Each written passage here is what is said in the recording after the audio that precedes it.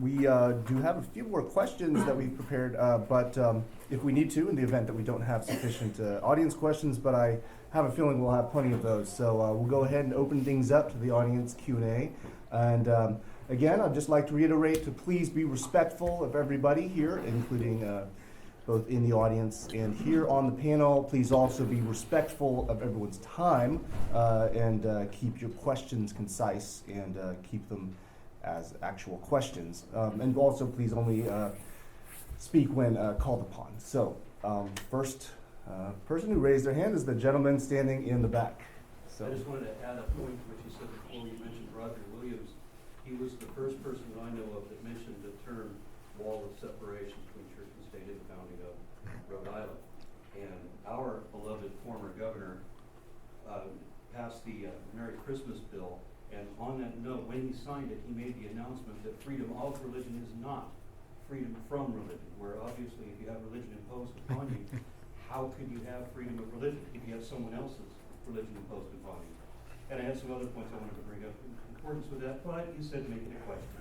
So well, once we get to the, okay, we may be able to come back to you later. What's the question? I didn't have it, but Oh, okay. Yes. Because we were talking to the Board of Education. The Board of Education bragged that they had a $1,000 bet for anybody that could show them where the separation of church and state was in the Constitution. And then they further bragged that they had gone to a court and had a judge rule that that phrase was not in the Constitution. And therefore, they could impose their religion on those grounds. All right, thank you. All right, so first row. Historically, we've given property tax exemptions to organizations who perform a general public service. So this was originally churches and then became the YMCA and everybody else like that. And I understand how that came to pass, and there's some rationality to it. I do not understand, and I hope you'll be able to explain to me, how did the, what's it called, parish exemption come to be, which is quite a different beast. Oh, and by the way, if any of y'all wanted to also address the first, go back to that if you wanted to say anything regarding that as well. Go ahead. So the parish exemption, the housing allowance, which we're suing over, by the way. In fact, we got a victory out of a federal judge on that.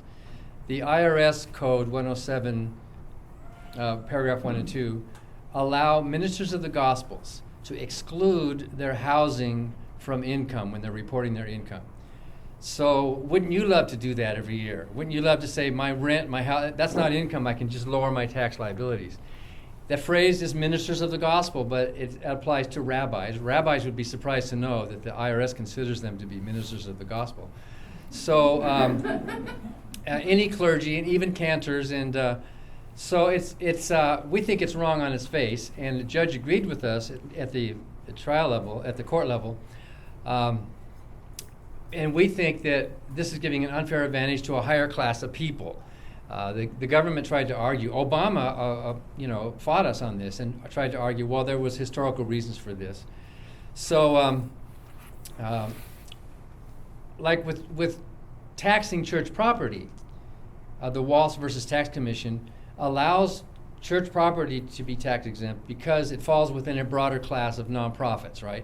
All nonprofits are tax exempt, so churches are within the broader class, so the government is not singling out and favoring them. But the parsonage allowance seems to be singling out and favoring a certain class of people to get a special break on their taxes, right? So that happened in the 1950s when that happened. Before that, the law was more broad. It first came to our attention in the 1990s when Reverend Rick Warren, the purpose-driven life guy in that big Saddleback church in California, he had got his church to declare his entire salary a housing allowance. So he reported zero income and paid zero taxes, which to me kind of sounds like cheating, right? The IRS agreed. The IRS made a determination that he was cheating the government by doing that, and he sued the IRS. It's called Warren versus Tax Commission, saying, but it doesn't specify a limit, right? It doesn't say how much. And so basically all scholars agree, and Chemerinsky even wrote Erwin Chemerinsky wrote a big paper about that it was wrong for him to do that. But Congress stepped in and changed the law and mooted the case by saying that it has to be fair rental value. From now on, since that point, it had to be fair rental value. So we still think it's wrong.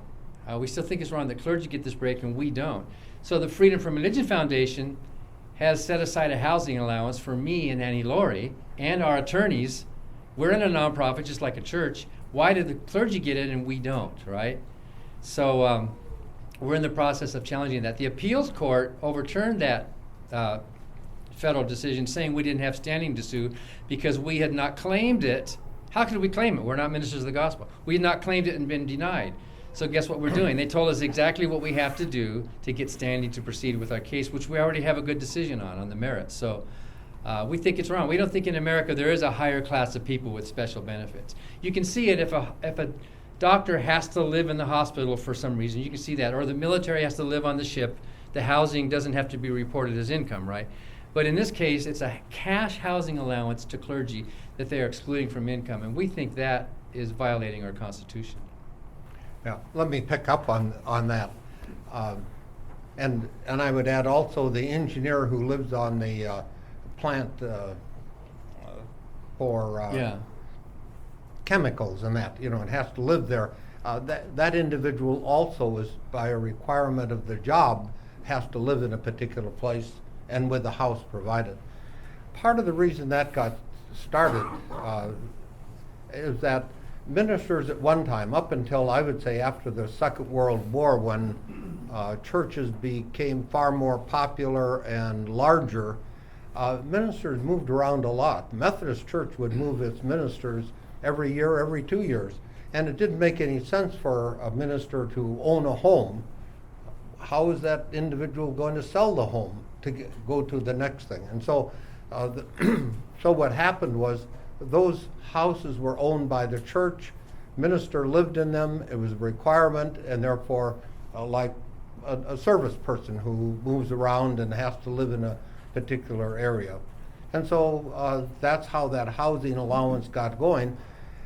And then because some ministers owned their homes, they sued and said, well, we're paying the same way. We should get treated the same way. So that's how it sort of got going. I think today, at least in cities, I don't know about rural areas these days, but in cities, most ministers own their own home. And I would think that I too, by the way, I take advantage of that. I think that ministers, clergy, rabbis, so forth, ought to be paying tax on their homes. When you get to church property, now that's something else. That's a different issue, and Well, some and of how these we handle housing that. things are over the top, luxurious, multi-million-dollar party houses. Yeah. Well, I will agree that well, let me give one example. Second Baptist Church in Houston is the 10th largest church in this country. When Ed Young came there, not only salary, but one of his benefits was to get 10% of the house that he lived in. And it was an effort by the church leaders to keep him around. Okay, for 10 years anyway, so he kept getting this. He came, I'm going to say roughly 1974. Every year he was getting, he had to pay tax on $84,000 because it was shipped from the church's property to his property. Well, you think of the mid-70s, his building was over, well, a lot of money, and over $1 million. And but His that's house? yeah, but that's a rare. You have to say, here are the top levels of ministers who really live in those homes. Most churches aren't that large. I'm sorry. Yeah, no problem. Thank you. And I think we're ready to move on to the next question. And let's see, Amber, right here. A lot of people say that you shouldn't complain about teachers proselytizing students because they think that it doesn't really hurt anything and what's the harm. And so I think that's a big misconception. So would you guys talk a little bit about why it's important to not let teachers just kind of run amok, I guess? Yeah, the question, in case anybody couldn't hear, is the importance of when it comes to teachers proselytizing in school, why it's such an important thing to speak up against or want to prevent. Sure. I'll go back to the U.S. Supreme Court and our own Texas Justice Tom Clark, who wrote the majority opinion in Abington Independent School District versus Schimpf. And we had Mr. Schimpf come down and speak to our Americans United for Separation of Church and State and talk about his life and why he challenged the compulsory King James Bible lessons that occurred when he was a child. And what the Supreme Court wrote is that teachers are in unique positions of authority and have control over the lives of the young wards that the state entrusts to them. And so when the teacher is using the state's power in order to push or bully or compel a child to believe in something that may not be what that child believes, may not be what the parents believe, it can have an extraordinary impact. It can turn child against parents. It can deprive the child of the opportunity to think for himself. It can become essentially state-sanctioned bullying, and it is an inappropriate use of the parents and all of our taxpayer dollars to allow that to happen. So I'd say that teachers, should not be using their authority or taking public funds to foster one particular religious belief or another, which may be at odds with those of other teachers. Yeah. I think also in that decision, it was the court stated in such a way that you can't teach religion, but you can teach about religion. Yes. So that you could have a course in class about world religions, if you're teaching it from a historical or a cultural point of view, but you cannot teach it from a dogmatic point of view. Right, you can teach the King James Bible as an example of some of the finest in literature and the best use of the English language. It was, after all, put together by a group of Oxford Dons under the King. You can talk about the King James Bible, and its historical impact. For example, in 1844, when the King James Bible became compulsory for school prayers at the beginning of classes in Philadelphia, the city of brotherly love, and the Catholics objected and asked if they could use their Douay Catholic Bible and got permission to do so. It touched off riots between the Know-Nothings and the Catholics that left, I believe it was 44 people dead in 1844, and resulted in the burning of 2 Catholic cathedrals. The dispute about something as what they might say is innocuous as children saying a few prayers. Well, the streets of Philadelphia ran with blood in 1844, and the governor had to call in the militia and 5,000 troops in order to end the rioting between 2 groups of people with different concepts of what Bible should be used to teach their children. So I would say it's not innocuous. Okay, I believe up front was next. Outside of legal disputes, morally speaking, how would you say that student-led events would be any different than teacher-led events? Because they could open themselves up to bullying, stuff like that. Okay, so for those who may not have been able to hear, the question is the distinction between student-led events versus teacher-led events, And basically. not legally, just morally speaking. Well, yeah, not just from a legal standpoint, but from a moral standpoint, right? Well, we have no problem with student-led events if they're truly students themselves, voluntarily, and not involved with any official school function. So students have the freedom. There are court decisions affirming the right of students to meet after school, before after school, and have their own free assembly, freedom of religion, right? But if the students are leading an official school event, like say it's a graduation or a prayer at a football game or whatever, then the students are in a capacity of representing the government, because everyone else is coming to those bleachers or to that event as well for an official school function. And the courts there was the Santa Fe case. And by the way, it wasn't atheists, Santa Fe, Texas, it wasn't atheists who complained about prayers over the loudspeakers at the football game. It was a Roman Catholic and a Mormon family who complained, because it was predominantly Southern Baptists who were imposing their particular brand of Christianity on the rest of the community, saying there is a right religion in this community and everybody else is second class. And that kind of addresses what Amber was saying. No student in the public school should feel like they are second class. When the teacher is acting as a teacher at a public school, that teacher is the government. And when that teacher speaks, the government should treat all Americans equally. And if the teacher's not, that's un-American, that's unconstitutional. So I'm not quite sure what you mean by morally. You know, in America, morally, everybody has the freedom. If the kids want to get together after school and stand on their head and pray in tongues to Mother Goose, I mean, this is a free country. They can do that, right? But if they did it during the school graduation, or if they did it during an official school function, and the students said, let's all voluntarily decide we're going to lead our whole class in prayer, that is wrong. That's you know, not only legally wrong, that's morally wrong. That's bullying. That's interfering and imposing your particular religious views on the views of everybody else, and it's being very disrespectful to the freedom of other people who, even if it's just one other person, even if it was 0 persons, it would be sending a message that our community has the right religion and everybody else, there's something wrong with them. And that's morally wrong, I think. All right, let's see here. I believe in this third row here was next. Is there any concern, or has there been any thought that the Greece decision would have any kind of impact on these student-led events, like preaching on loudspeakers at games, things like that, using that as an invocation as opposed to a coercion? Yes, and the question is the Greece versus Galloway, I believe, is the Supreme Court case recently, and the question is how that may pertain to some of these student events, school events as well, the ruling in that case. That particular decision was based on the saying of prayers before a civic assembly, like a city council or something like that.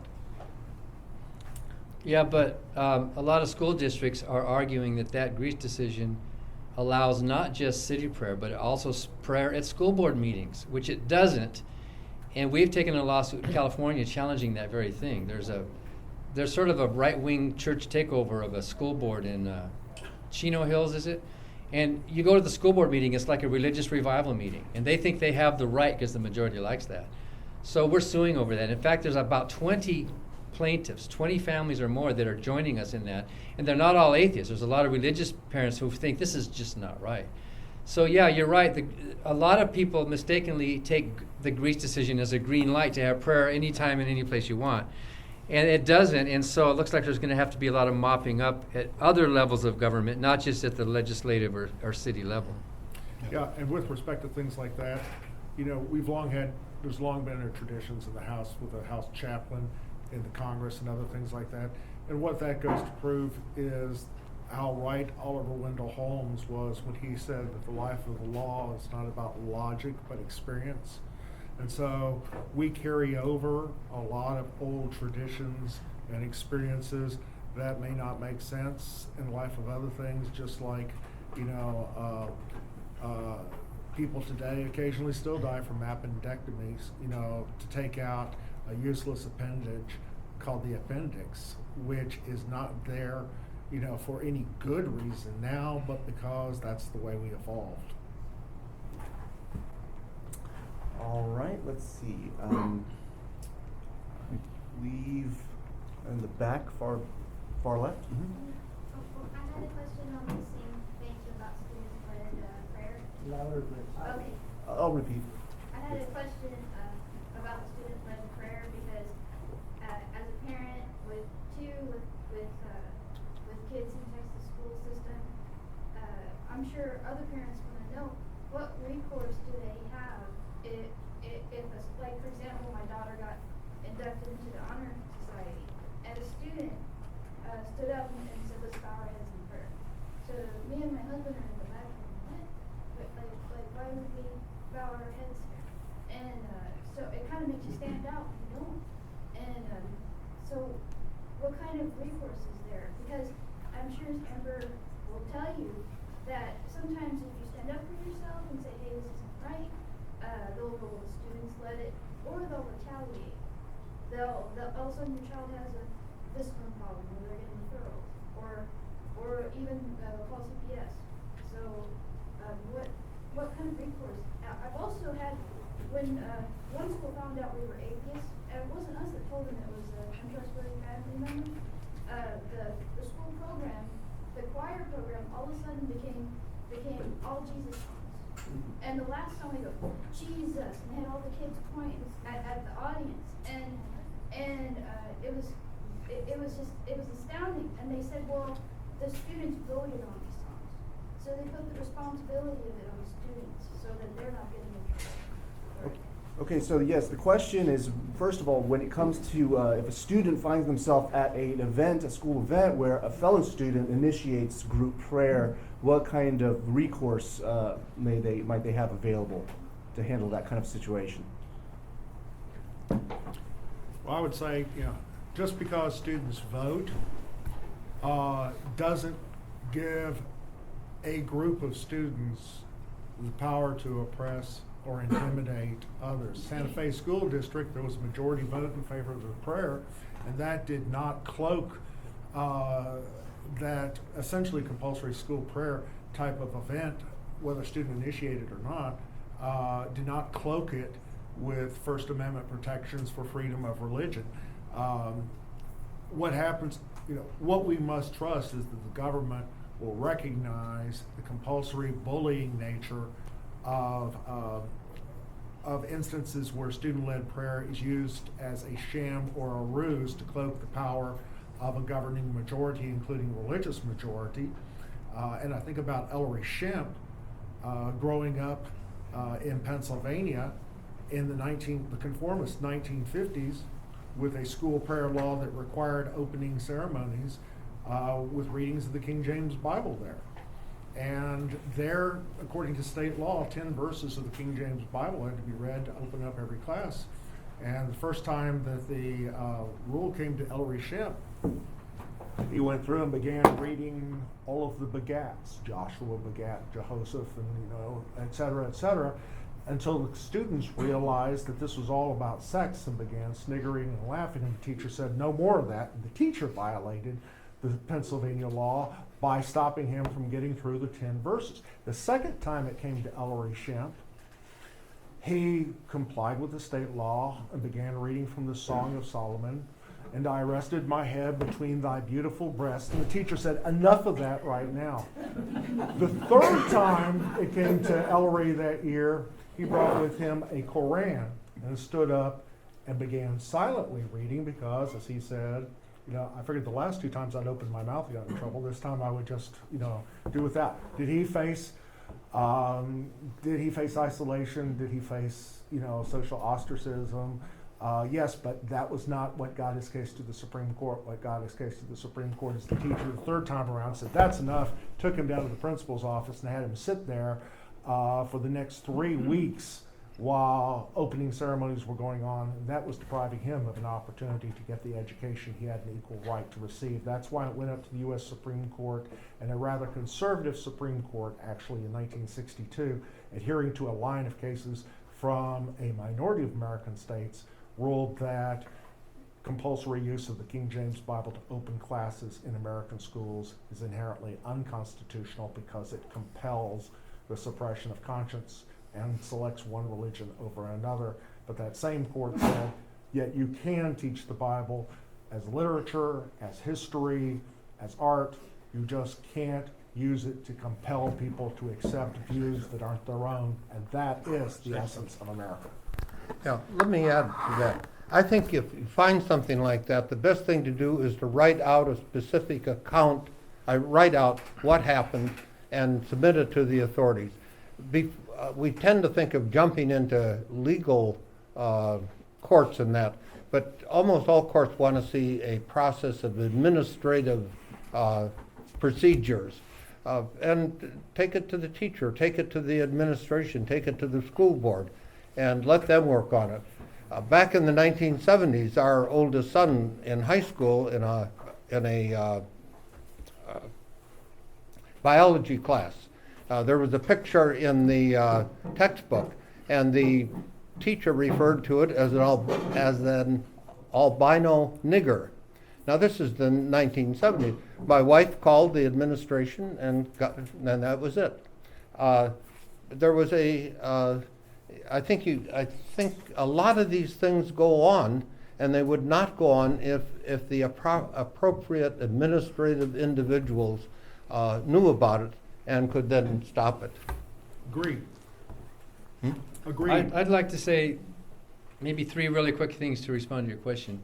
The first, Annie Laurie Gaylor, my wife, when she was graduated from college at the University of Wisconsin, found out there was going to be prayer at the graduation ceremony. And she said, I'm an atheist. I worked hard for my degree. Why should we be praying to somebody else's God for my accomplishment? She found out that the graduation ceremony was being actually run by a student committee. So she went to the committee, and she was scared, and she said, why are we having prayer? And they said, we've been doing it for 150 years. But do we have to do it? And they looked at each other and said, do we have to do it? And they said, no, we don't. Do we have to? No. Well, let's not do it. So just by asking them to stop, she stopped a century-and-a-half tradition, and they've never had prayer again at the University of Wisconsin. However, you're talking about at the lower levels where the pressure is much more intense. And, you know, if a valedictorian gets up at graduation and wants to mention their faith or something, well, the school can't be accused of promoting religion because that valedictorian is mentioning Jesus or their faith or whatever. It might be tasteless, it might be rude, it might be an imposition, but that's free speech. But if that person wants to lead everybody in a religious ritual, that's crossing the line. So if they say, let's all bow our heads and pray to my God, well, that's beyond rude. That's using a public school event to promote somebody, to get everyone else to participate with them. That's wrong. The third thing I would say is that if you want to complain and you're nervous about any kind of blowback, you can do it anonymously. You can contact us or Americans United, and we can complain on your behalf, saying we've received complaints from people in your community. And we have gone to court with a protective order, which actually protects the anonymity of the clients. And if it gets to that point and you want to be a plaintiff, but you don't want your name to be known, we've done that. We did that in Dayton, Tennessee over religious instruction in the public schools. That's where the Scopes trial was. And the family didn't even tell the kids that they were the family suing. They didn't want the kids to even, because what would have happened in that conservative town if the kids had found out those are the girls whose family's complaining about Bible teaching? That would have been horrible. In fact, they were basically had to leave town. It got so bad. So we can proceed in a case if we do it right, and we can ask the court for a protective order. If there's children involved, it's pretty easy to get a protective order. With adults, it's a little bit harder. So you can contact us, and you don't have to go public, or you can. It's nicer if you do, if you're brave enough. Like Amber, I don't know how she can be so brave here in this town, but if you're worried about it, there are ways to complain where your own family and your own local business is protected to some degree. Yeah, in our organization, Americans United for Separation of Church and State, we don't always go out seeking confrontations. We're not looking for lawsuits. We've got books and materials that explain the rights of students, the rights of school boards, with the idea that these sort of booklets will serve as a guide for those who will be honestly guided by what the law says rather than what they want it to be. And usually that works. All right, and I believe against the wall. Yep. Student-led prayer, I had a question about that. What if it's older students leading younger students, for example, high school students coming to an elementary school and leading those younger students in prayer? Is that in your work? Yeah, so the question is, what if it's, for example, high school students coming to an elementary school and leading the elementary school children in prayer? Does that constitute a student-led prayer? If it's happening during school hours, then that's wrong. It's religion during school hours. Are you talking about an after-school event or something? If there's any religious ritual or prayer happening during school hours, no matter who leads it, then it's wrong. School. If it's a before-school private club, then and the students who are coming voluntarily to this private club before school, I don't think we could complain about that. That's just, that's not an official school function. I mean, you can complain. Obviously, parents can complain about that if they want. But I don't think legally you could go to court. The Mergens decision and other decisions have affirmed the right of students after school to have their clubs in that. But it does seem kind of weird. I can't imagine high schoolers, unless they're missionaries, wanting to go down to the kindergarten level and start preaching to the kids like there's some dark lost souls in the kindergarten that need to be saved, right? It seems like they have a real proselytizing message. If the school's involved in any way, the school's violating its secular purpose in the job it's supposed to do. Yeah, let me address that here too. I would think that if you've got like high school students coming down into an elementary school or even in the middle school, different grades and things, I think that that is using the student-led initiative as a ruse, and that is in which there's got to be a principal or a teacher or an administrator who says, these non-students in this classroom can come in here and lead the students in prayer or subject them to some sort of compulsion. They aren't part of the class. They're coming in as outsiders, and to my mind, there's no difference between high school students who come into a lower school with 5th and 6th graders than it would be if you were inviting, adults or other people from outside of the school altogether. They are strangers to that class. That's a ruse, that's a sham, and that should not be permitted. Okay, I believe right here was next, and then we'll go front again, and then all the way to the back. So go ahead. Mr. Tucker, you mentioned that defining terms is very, very difficult. How has the government defined church in this issue?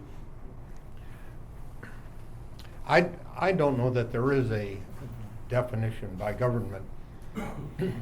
But the words are slippery. The First Amendment says that Congress shall not establish a religion.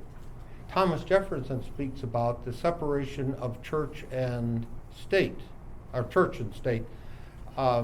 There's a difference between religion and church. And I don't know that that has been caught up in the courts at any time, that difference, but I expect it to be at some point. But I don't know that there is an official government definition. One thing that has really clouded the issue is the religious, what is it there? RFRA?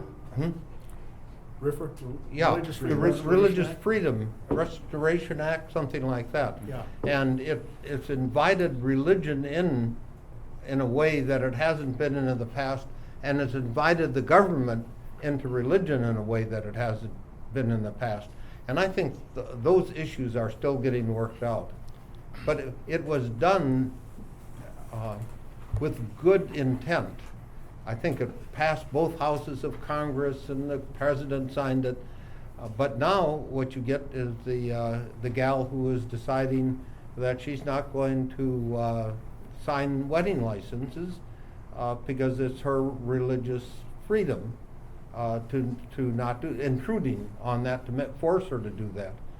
So I think the issues really have gotten very cloudy in the last couple of years.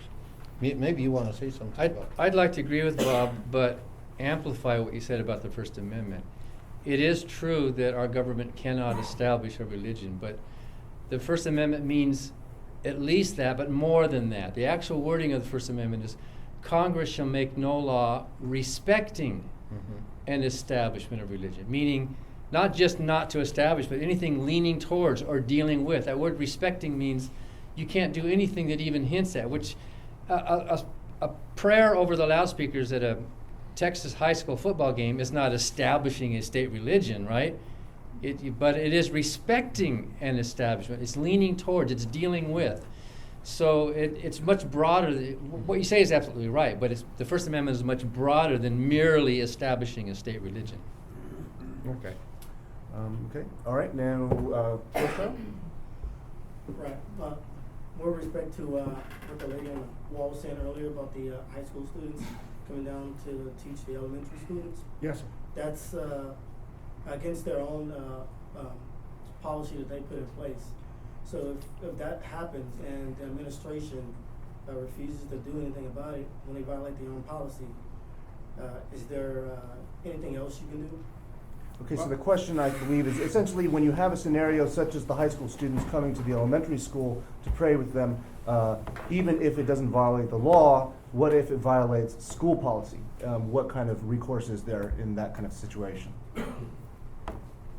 Well, I would think that in terms of school policy, as the discussions have been here, one of the things you want to do is use, first of all, your administrative remedies, which is before you go off and file a federal lawsuit, you know, what you want to do is get one or more witnesses who were affected by this, who are willing to say that they took offense at something that violated the school policy, and notify the teacher and the principal and the school board in writing, and preferably with, you know, CCs on that writing to Americans United for Separation of Church and State, or ACLU, or Freedom from Religion Foundation, so that those people in the school board know that their own policies are being violated. Because first of all, they'd like to be able to make sure that the rules that they hammer out, often through difficult compromises, are respected. And if they've got some teacher who's disrespecting the policies and the rules, that's a disciplinary issue first and foremost. If the teacher insists on doing it and the school board,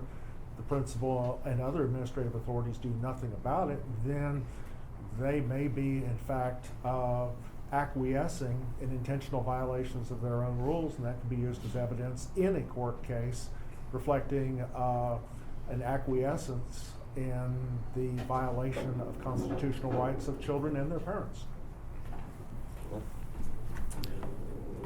We sued a school district in Florida because they had a policy of allowing outside groups to come in and with passive distribution of literature, and basically it was the Bible.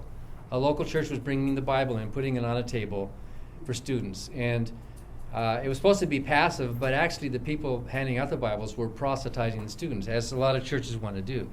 So our chapter challenged that and said, wait, you can't be doing that, and they're violating their own policy, but we would like to have some of our literature too, our atheist agnostic literature, if you're going to have a policy allowing outside groups. And the school censored our literature and said, no, you can't do that because this is offensive to children. You can't have literature in the public schools that suggests that Jesus actually did not rise from the dead.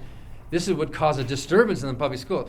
So we sued, and all we were asking is that they just have a policy disallowing outside groups to come in for passive distribution. We didn't get anywhere until the Satanists. The Satanists approached the school and said, we want to put Satanist literature on the tables as well. And guess what they did? They changed the policy. No more outside distribution of literature by any group in the school. So that was a victory. Oh, all the way in the back. All right, I happened across a school in Linwood, Texas that had "In God We Trust" blazoned on their front doors. And of course, their excuse for that is that's become the national motto since the 1950s. But then people that went to that school or that knew about that school sent me video of some of their school plays, which were overtly religious, declaring the nation to be established by Christian principles, and saying that the Constitution was based on a covenant between God and Moses. And these are the children on stage, directed by the teachers to say all of this. Another excuse now is that that's what Texas history books actually say. Now, despite dozens of teachers and professional historians testifying to the Board of Education that this is not the case, and that Moses was not a historic character who ever actually lived. They ignored all our testimony and put that in anyway. And I'd like to know what we can do about that. Okay, so the question, I guess it boils down to the fact that now in the textbooks in Texas regarding history, some of the, you have some aspects that kind of perhaps can be used to justify imposition of religion, such as the notion of Moses being one of the figures influential in the founding of the country, and with regard to "In God We Trust" being used as the national motto. How do you counter that if they can actually point to the Texas history books as justification? So how would you? Go ahead. I've taken a look at some of the Texas history books, and I've been in classes teaching high school teachers and administrators about Magna Carta and the rule of law that goes back to Magna Carta adopted 800 years ago this year. So I've actually, been there in those classrooms, and I've seen the Texas textbooks, and although they are not good, and recently there was a controversy where one of the textbooks that was involved referred to enslaved African Americans who had been brought over here as workers. It's funny, I don't think they were signed up for workers' compensation. The Texas textbooks do not say that the Constitution was a Mosaic creation or that it is a direct evolution of the Ten Commandments. The Texas textbooks are not that bad. And so factually, yeah, I mean, there are some issues. They say, for example, they attribute a lot more influence to John Calvin and his Institutes of Justice than, I think appropriate, but that did influence some of the Protestants who came over here in America. So there's interesting issues about history there that people can agree with or disagree with, but the specific propositions that were quoted to you about Texas textbooks, thank goodness they are not that bad. And with respect to the school itself and having a motto there, I would explain it to the people involved as the same reason it's on the coin, in God we trust, but everybody else has to pay cash. My wife and I gathered specific citations from a number of the textbooks to show what they actually do say. Yeah, they say some things that a lot of good historians and that a lot of historians say are misplaced, taken out of proportion. But none of the passages I've seen actually attribute the U.S. Constitution to being a direct evolution of Moses's, laws. You did have those Mosaic laws becoming the foundation of the New Haven colony in 1638, but thank goodness the American Constitution does not read the way the New Haven colony Constitution or Institutes of Justice, read. We don't have any provision in our Constitution that says thou shalt not suffer a witch to live. One of the ones that I was particularly concerned about was where they said that the Constitution was based on the covenant between God and Moses. Attributing that God exists, Moses exists, and the founding fathers were inspired to write the Constitution specifically by this covenant, of which I can find no basis in the Ten Commandments to have any correlation with the American Constitution whatsoever. So that line needs to be changed. It's there deliberately to mislead students. Okay. We have a means of yeah, I challenging think- those school books too, yes. Yeah. Okay. All right. Well, yeah, we need to move on there. If we could go to someone who's not asked a question yet. I believe you were the first to raise your hand. Right? Yep. Mm-hmm. I want to ask for a follow-up to something Bob said earlier about arguments that are fought perennially, that keep coming back.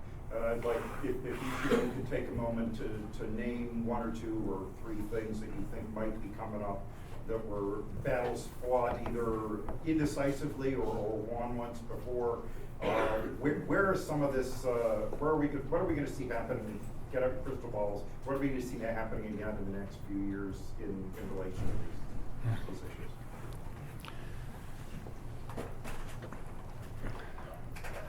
I think that the ongoing efforts by traditional conservative Christians, and I think will be joined by other conservative traditional groups as they grow larger, on inclusion of religion in the schools and public life is going to continue. The fact that we have a First Amendment just did not drop out of the sky. It was put in the Constitution, and there was a big battle fought about that. And during the time in which the Constitution was debated among the states, that was one of the issues. You know what the biggest issue of church-state was in the 19th century? Sunday delivery of mail. And that went on for almost 100 years. I think it was 94 years on whether or not the mail should be delivered on Sunday. And commercial interest basically won out. They said, we need the information because at that time, that was prior to the telegraph really providing as much information. So I think that it's sort of like weeds in a garden. You can keep chopping away, and it keeps coming up. And I think in general, that issue of the war on Christmas, as an example, will find another form. I'll try to answer your question, but understand that I used to have the gift of prophecy, but I don't. I don't think I do anymore. I think the religious right has been losing and losing. As Bob said, Sunday delivery of mail. And it used to be birth control. The church fought birth control. You know, the atheist Elizabeth Cady Stanton and the agnostic Susan B. Anthony, the Unitarian, they fought for half a century for this radical idea that women should be able to vote in their own democracy, right? That's a dead issue. The religious right fought it, they lost. You know, birth control and women's right to vote and interracial marriage. And now look at with gay marriage. Look at they're losing and losing and losing. Historically, they have been losing, and they hate it. And I think they're like this wounded animal in the forest that knows it's dying, and they hate that, and they want to take everything down with it they can. Their numbers are getting smaller. Their influence is getting less. The country's becoming more secular, which is good. I think it's good.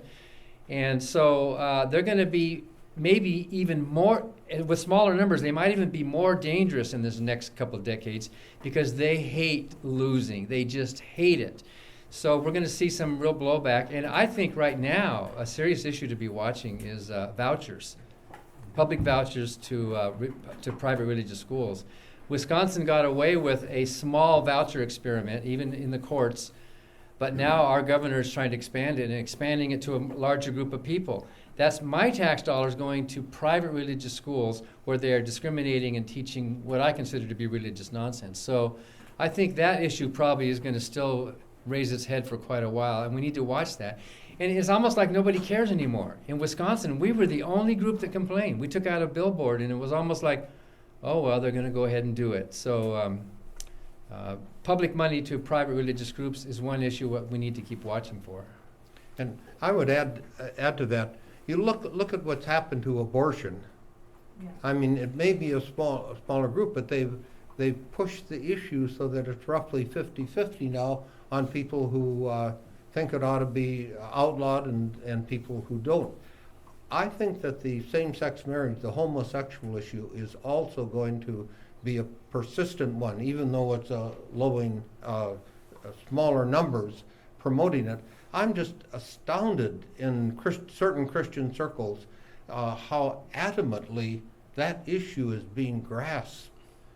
They're not giving up on this. And even though it may be more broadly accepted, and it certainly is, the issue is going to be with us for quite a while. I think it's going to parallel the abortion issue. You know, the decision back in the early 70s, but now how we're all of these decades later, and it still is an issue. And I think that's going to be true of the homosexual, gay, same-sex marriage issue. Now, I don't know that I have any more powers to determine the future, but over there. Oh, yeah. Did you want? Yeah, I would just say the Rust-Oleum Corporation sold lots and lots of paint that protected people against rust with the advertising slogan "Rust never sleeps." That the danger is always there and should not be minimized. And you know, whether you use the wounded animal metaphor or whether you use the endangered, you know, the self-proclaimed endangered minority, there are a lot of people in this country who believe that the Supreme Court did not protect some groups from oppression by others, but went in and waded into the school of prayer in order to drive God out of the schools. And there are some of those same people I've heard who say that our new Supreme Court is not conservative but activist, that it has favored the homosexual agenda, and that it has, you know, freed all these Jezebels to engage in promiscuous sex, you know, and that's what birth control is all about. And I see the same efforts by the same group of people to repeal the women's rights revolution, to essentially isolate Planned Parenthood, to challenge the homosexual agenda, and these people view themselves as waging a battle between light and darkness. And in England, when that occurred, in response to King Charles I coming out with the Book of Sports, look this up in your Wikipedia somehow, the Book of Sports came out talking about the various things people could play on Sundays, skittle bowls and bowling in the green and things like that. And that was one of the things that helped touch off the Puritan Revolution in England, that ended up with Charles I ending his reign 10 inches shorter than when he began it. 9 inches. 9 inches, yeah. And so I would say that these victories that have been won, these freedoms that have been secured, can always be lost unless people are willing to petition for them, defend them, fight for them, politically, socially, and in social media. All right, I think we have quite a few questions left, so we may have to pick up the pace a little bit here, but I believe next was first row here, and then over here on the left. So. Yeah, sure. Since part of the reason we're here is because of these, violations or perceived violations between church and state. Especially on the school district level, a lot of the enforcement probably happens with teachers and administrators. Because I'm guessing that there isn't a lot of training going on or available to teachers who often have to deal with these issues of what we do allow, sometimes from a student, parents, outside influences. What kind of advice could you give a principal or something that they could ask themselves when faced with a decision to allow, to not allow? Yeah, so the question is, how would you advise potential principals, vice principals, administrators if they're faced with something that they have a question about whether or not something is allowable or constitutional? Well, a soundbite advice would be to say that a secular government should have a secular purpose. And if it doesn't, then there's something wrong. So we have a secular government, and it should only have a secular purpose, meaning it can't endorse or inhibit religion. And if it looks like the government is doing any of those things, then that's wrong. It's unconstitutional. So translate that to whatever violation you think is happening. Can the school be accused of violating their secular purpose? Then that would be unconstitutional. And remind the teacher. Do school teachers get some kind of a handbook that tells them about state-church separation? I don't think so. But they do swear to uphold the Constitution of the United States, the law. They represent the government. So some kind of education might be needed. That's why some of our complaints, even though we don't go to court on everything, some of them serve an educational purpose, because we can say, look, here's what the government should do or shouldn't do. And maybe you and your community can do that. Contact the principal, or write letters to the editor, or do whatever you can to educate public servants about their responsibilities to uphold our Constitution. Mm-hmm. Our organization, Americans United for Separation of Church and State, has got a pretty good booklet that summarizes the rules that govern schools.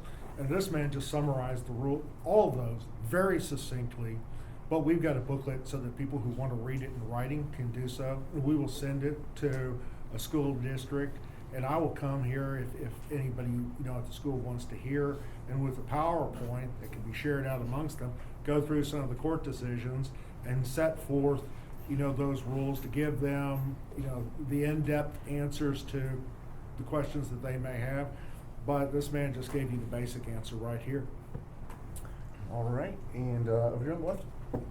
I believe it was 1954 in which the phrase "under God" was added to the Pledge of Allegiance. One nation under God. It was added mainly to say that we are a religious nation and not a communist nation. That was the government using religion for its own political purposes. In what way today does the government use religion for political purposes? So the question is, in what ways does the government use religion for political purposes today?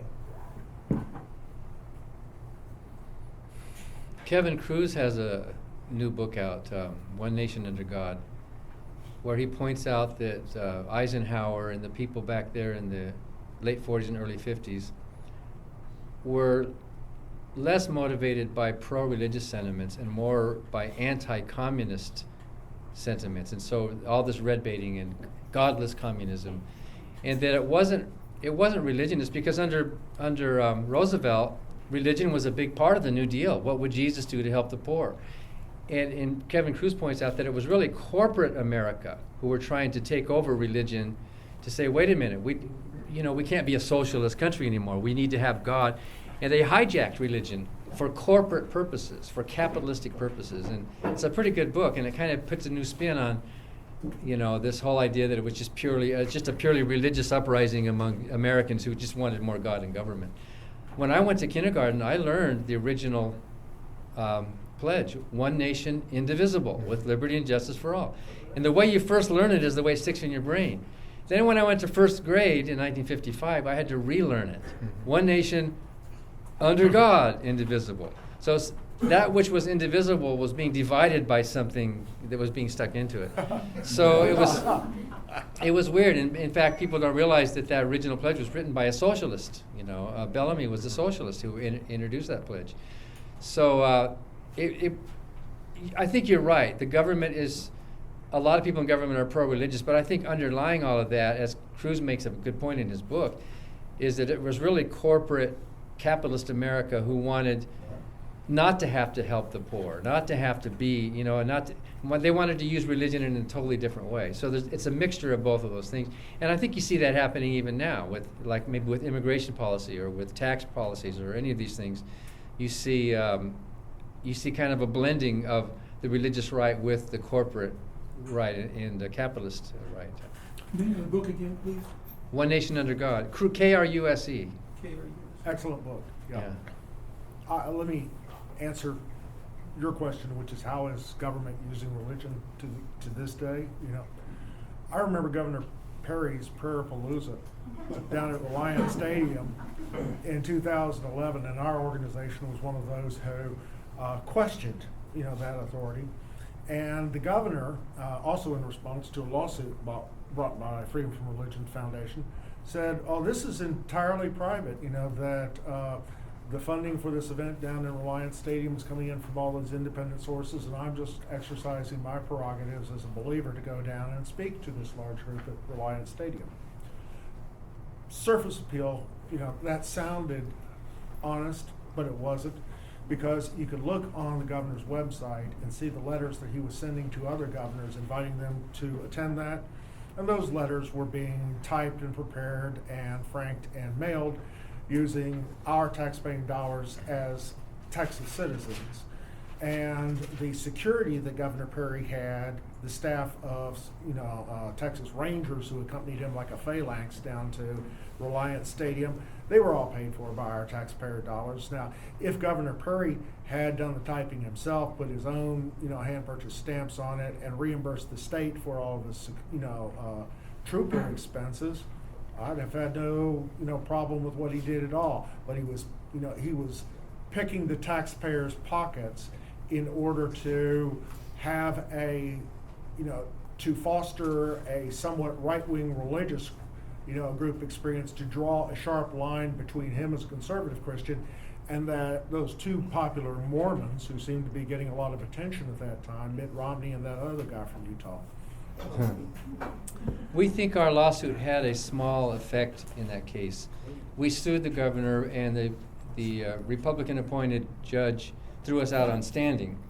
Didn't get to the merits of the case, and then it was moot because the event happened, and we protested, and I think a lot of your people were down there protesting as well. They were. And Jan, I was here. You were out there protesting too, right? And that very hot day. And Melissa, yeah, and we even had a plane flying over, and we had one of those mobile billboards telling the governor, "Get off your knees and get to work." But I went into Reliant Stadium when the governor was introduced, and maybe our lawsuit made a difference, because when he was introduced, they said, "Ladies and gentlemen, Rick Perry of Austin, Texas." He was not introduced as governor. He was introduced as Rick Perry of Austin, Texas, as an individual citizen. Yeah, this is a side comment, but I was in graduate school when that change was made, and my Old Testament professor at the time, a little bit acerbic type of person, said, "We always build monuments to the dead." Okay, so we did want to make sure we give opportunities to those from the local community to have questions, if there are any who have not had a chance to ask a question yet. Okay, all right, here's one of Yes, I think the separation of church and state is as important, or maybe even more important for our religious friends than it is for us. And I feel like I'm not sure how to engage them in conversation and let them know how important it is to to protect their practice of religion as well. Yeah, so the question is how to engage religious people in conversation about separation of church and state, especially with regarding the fact that, or the notion that it actually helps them and is very important to the religious, not just to the non-religious. Well, maybe just ask them how would they feel if it was somebody else's religion. I'll be happy to send you a PowerPoint slide I've got that shows that attendance at church or other religious institutions in America reached its nadir in the 1770s when the church was associated with the royal prerogatives of King George III and the power of England, and that after the Constitution was created with separation of church and state, this nation has become the nation with the most vibrant, expansive religious sphere of any in the world, in part because we've created a marketplaces of religion and spirituality where people can do what they want, and that's more so than any of those nations in Europe. I mean, 2 years ago I was in Scandinavia and saw a church there that had dated from 1000 AD with a big Celtic cross in front of it on the North Fjord over in Norway. And I went there on a Sunday, and there were 3 people in this church that could have held 200. And that's because the Norwegians resent their government as taking their taxes to support a church that they don't believe in. We have such a vibrant religious scene in America because people don't have that level of resentment against the state as funding a church or other institution with their taxpayer dollars. I think that's absolutely true, but I think it's even more than that. I think when the church is being supported by tax dollars, then the church doesn't have to hustle. They don't have to try very hard. I mean, their salary's being paid, right? But here in a free market of ideas, every church on every corner has got to compete with every other one to get people to come in. So you have more evangelizing and missionizing and proselytizing going on because it is a free open market. So I think that's one of the prices we have to pay for religious freedom, is that expansion of churches, and they're free to do that. And you can also tell them that Roger Williams, who founded the Baptist Church in America, because I figured most of the people in the area here will be some form or another of Baptists, as the most common religious group in this part of Texas. Say Roger Williams, his book in 1643 said God does not demand a uniformity of faith. And the second thing he said was the group of people who get persecuted first when you have the power of government combined with the power of the church are Christians. And you can quote those 2 lines because that's what he said. Okay. I believe, all the way in the back right. As not, go ahead. Yes, I'm here representing the Michael Cole campaign, and he's running for Congress in the 14th Congressional District, and he wants to know what he could do through legislature to help ensure and protect the religious liberties of those who do and do not wish to worship. Okay. So the question is, somebody representing a politician who wants to know how what he can do to protect the freedoms of those who do not wish to worship or are not religious. What recommendations do you have? I think he's at least halfway there by even acknowledging that there are seculars in this country. Part of the problem is that I think a lot of legislators don't realize what a big segment of the society, how divisive and how diverse we are, and that there are tens of millions of good Americans who are not religious, and that our concerns and views are just as important. So part of we get to do a little bit of lobbying in our group, and part of our lobbying strategy is just to inform our government that, hey, we're here too. I'm secular and I vote too. It's not just the religious rights vote you should be looking for. But as I said earlier, a secular government actor has to have only a secular purpose. So I think with that principle, any legislator would be able to see that, well, I'm not going to do anything that's going to favor one group over another. I'm going to try to treat everybody equally. Okay. Is it all the way in the back? Well, it's really tough for somebody to stand up and say, help these people that do stand up, I guess just to be friends with them and help. So the question, what can people do to help and support those who do have the courage to stand up against separation of church and state issues and speak out? What can be done to help support them? Yeah. Well, after the fact, we give awards. We help students with monetary awards for being brave enough. Student activist awards and First Amendment state church awards that we give to people. And sometimes the money is very appreciated for them, sometimes, especially if they have to leave town and relocate. So that's one little thing we can do, but you can only give so many awards every year. And I guess the other thing is to protect their anonymity if possible. And embrace them in the community. Have them over for dinner, so that people don't feel so isolated, so that children don't feel so isolated. By the way, how are we doing on time as far as when do we need to clear the facility? Stay here as long as you want, as far as I'm concerned. I have a question though. Oh, Sure. okay, Can I sure. ask a question? Yes, absolutely. It's probably not exactly about separation of church and state. It's more a question for maybe Mr. Furlow, the historian. You all talked a lot about the Constitution. Right. Establishing a religion. We talked a lot about whether or not it's a Christian nation. Talked about whether our founding fathers believed or didn't believe. As a matter of fact, it referenced Thomas Jefferson saying that he said that religion, or I'm not sure God or what exactly, was superstition. And Benjamin Franklin, we talked about. So my question is, of a historical nature. Thomas Jefferson wrote, and you probably get this all the time, wrote some of the most famous words ever penned by a human being, talking about endowed by our Creator with certain unalienable rights. And that was then signed by those people we call our forefathers. So my question then is, did all those forefathers sign a document that they didn't believe? Or, in fact, did they believe that there is some power greater than themselves?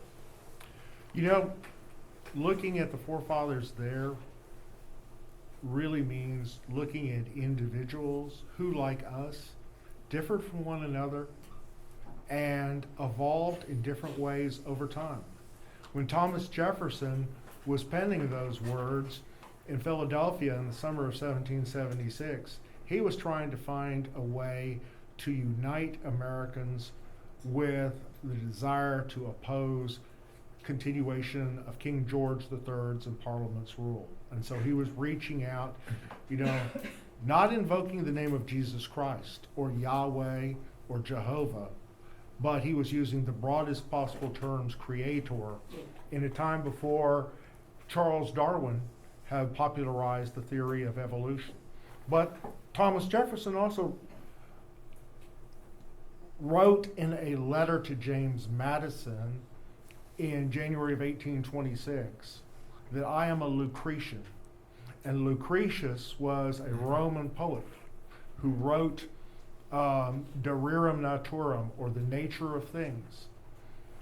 That said, amongst other things, that the gods are all figments of our fears and our imagination. And so when Thomas Jefferson was writing in 1826 to say, I am a Lucretian, he was explaining in part why the Declaration of Independence said, that of our talking about, amongst other things, the pursuit of happiness, because the original version suggested by John Locke would have been pursuit of property, but he broadened it with the Lucretian term happiness. The fact is, Thomas Jefferson went through different phases. He was accused of being an atheist in the controversial election of 1800.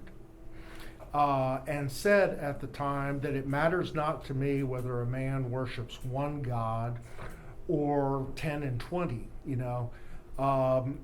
he was deeply suspicious of the powers of religious authorities, specifically the Catholic Church, and the way, as he saw it, it had inhibited the growth and enlightenment of humankind. And yet he would have been willing to defend the right of people to be Catholics, as he did, amongst other things, when he was serving as ambassador in France.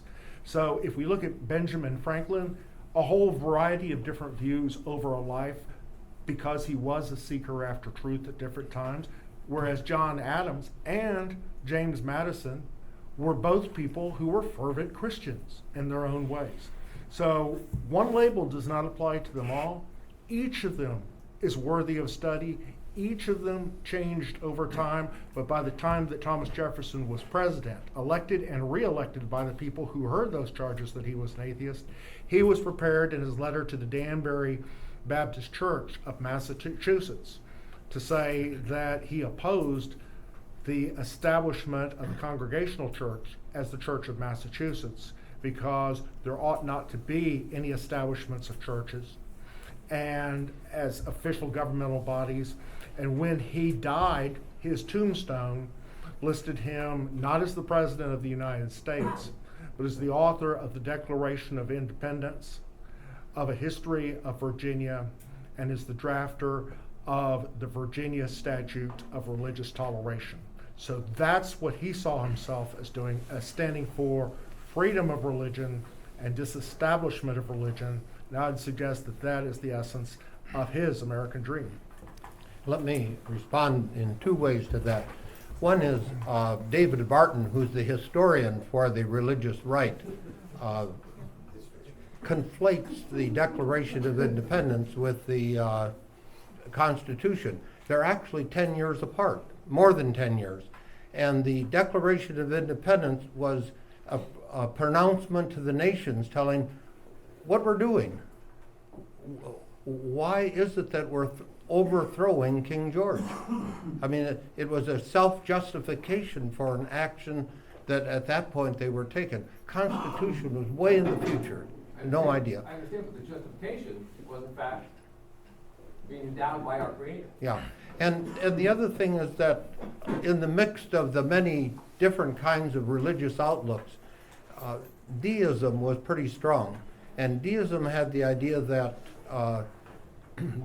the divine created the universe as it is and let it run on its own. So the watchmaker idea, the watchmaker makes the clock, winds it up, and now it runs on its own. So that if you look at the Declaration of Independence, there are about 4 different places where it speaks in these terms of some kind of reference to deity. Now what the religious right does is take that and import that into the Constitution and say, well, both of these are founding documents, and therefore on that basis we are a Christian country, a religious country. But when they got to the Constitution, they left all that out. That would be, so I would say those two things. One is the two documents have to be separate in terms of their purpose, and the other thing is that, at least in the first, they were deist, and that many of them were, and that informed the way the Declaration of Independence was formed. I would also like to add to that besides the fact that our country is not governed by the Declaration, we're governed by a Constitution. The Declaration was written primarily to King George. King George was not just the King of England, he was the head of the Anglican Church. So he had to phrase this document in terms that would be meaningful to that so-called religious leader. And Dave is right that he doesn't call it God. A creator is not a God. A creator is not even a deity. In the eyes of most of the deists, like Thomas Jefferson was, Jefferson considered the creator to be nature itself. The pre-Darwinian freethinkers who didn't have an idea of the evolution of species still thought there must have been some nature. He sometimes called it nature's God, which was not the God of the Bible. So by the document that severed our ties with England is not the document that governs our country. And the fact that Jefferson felt like he had to say something to the head of the Anglican Church about we have inalienable rights. By the way, there's a contradiction there. Because if rights are granted, then they are not inalienable. You can't have something granted to you that could be in principle ungranted. Human beings have these rights, not because they were given to us by some creator, but because our creator, nature, basically gives us these rights. So we can't interpret the Declaration of Independence as referring necessarily to a God or a deity or some personal supernatural being. We can attribute it to the views of the Enlightenment freethinkers of the age, the deists, who were using the terminology of the time, just like we might say in the year of our Lord, when we don't believe in a Lord, you might use that terminology. So we shouldn't read too much into that phrase. And by the way, the rest of the Declaration of Independence is pretty anti-biblical. The consent of the governed, that doesn't appear in the Bible anywhere. That's very anti-Christian, the things that came after those introductory phrases. So it was not a Christian document. It was not a theistic document. It reflected something of the conventional language of the day. Agree. Okay, so we do need to wrap up pretty quickly here, so we can perhaps take one more question. Anybody who has not asked a question yet, can keep it quick. Ariel, can you keep it quick? 800-pound gorilla in your room. Bob, correct me if I'm wrong. Christians are told, go out, spread this word to the whole world. Now, I've heard it, for so many years it's not even funny. But they take that as nowadays as a commandment to go and make everybody listen to you, whether they want to listen to you or not. Which brings me back to whoever it was that said, your right to swing a fist ends where my face begins. Their right to preach ends at my eardrums, yet they're trying to force me to hear. All right. So I think, unfortunately, I think we do have more questions, but we do have to wrap up. But I believe the panelists can stick around for a little bit after this to discuss further. If there's any food left. And I think there's plenty of food left, so please help us finish that off. And thank you all for coming. I do also want to give thanks to Amber, who just left the room, but as the panelists mentioned, she was very brave in speaking out regarding these issues in this community, and for also organizing this event and making this happen. So many thanks to Amber for her action.